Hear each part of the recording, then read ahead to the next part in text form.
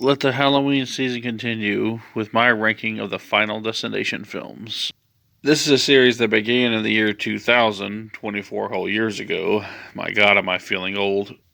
And essentially shows usually a group of young people who have survived death, and death wants to take back what he did not get to claim, and unfortunately, these people meet their end one by one in gruesome fashion as payment for surviving his wrath. It's a pretty interesting premise, and although I do have my problems with that premise, there are 5 films in this franchise that rank from pretty damn terrible to pretty damn good. So without further ado, I decided to give you guys my ranking from worst to best. Starting with The Final Destination. You know it's bad when they decide to stop numbering the movies.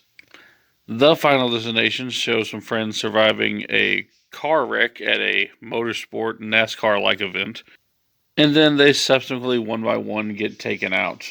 It's the same premise you've seen 3 times before at this point, and the fourth film really is just the weakest of the franchise. Apart from one kill that's kind of comical involving a water drain in a pool, this one was just loaded with really cheap CGI, bad blood effects, really bad acting.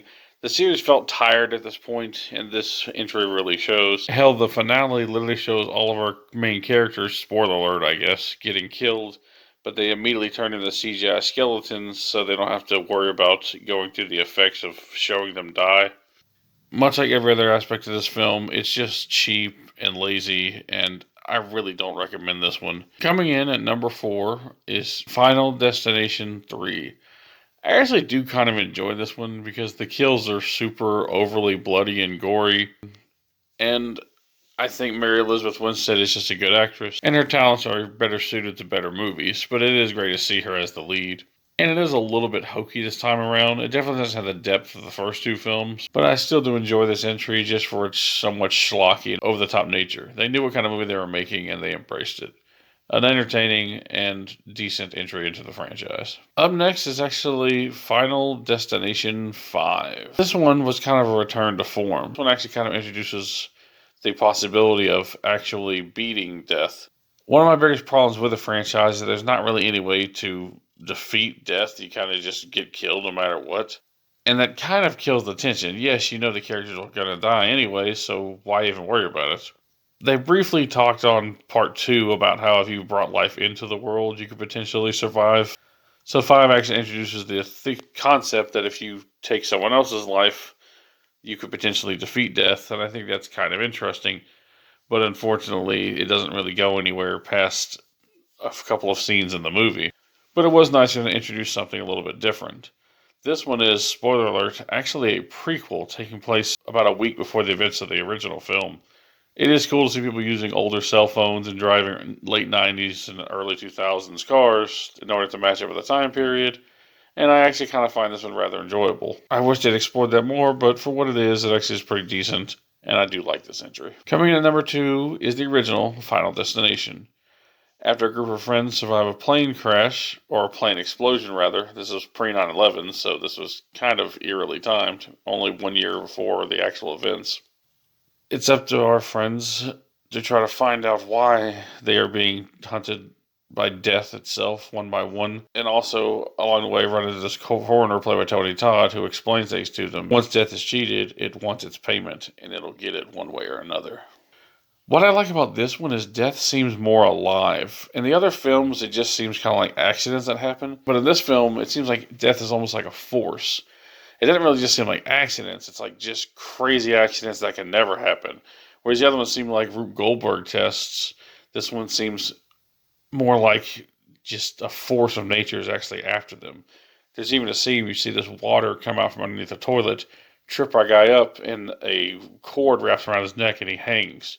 But then you see the water seep back under the toilet, as if some force was literally moving it, and not just an accident.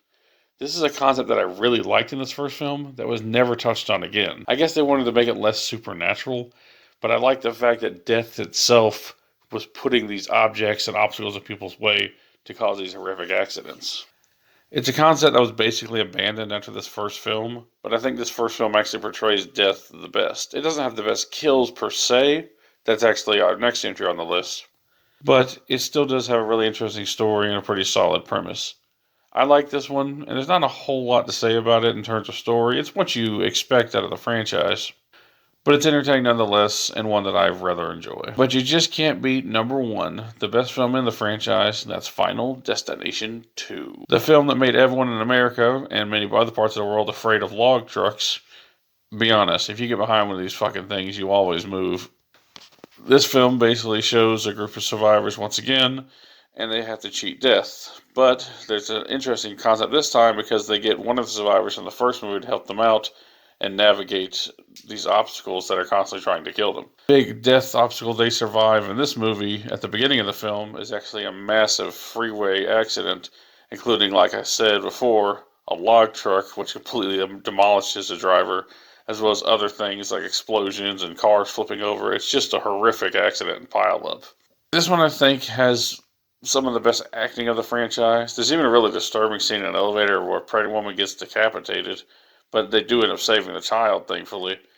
And it's just awful and horrific, and it makes my stomach churn.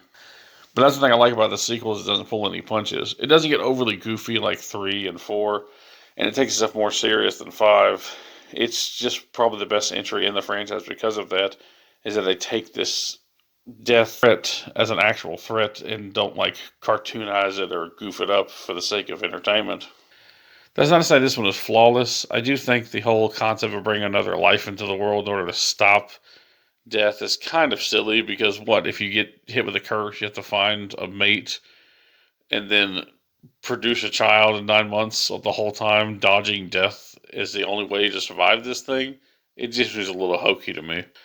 But I still think it's handled in a decent way, and I really think that the ending is pretty interesting as well, where they actually do somehow defeat death.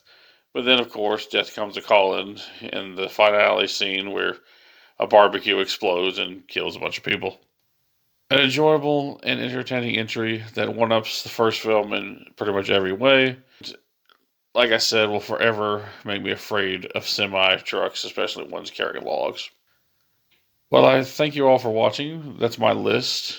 All have a happy Halloween, and peace out.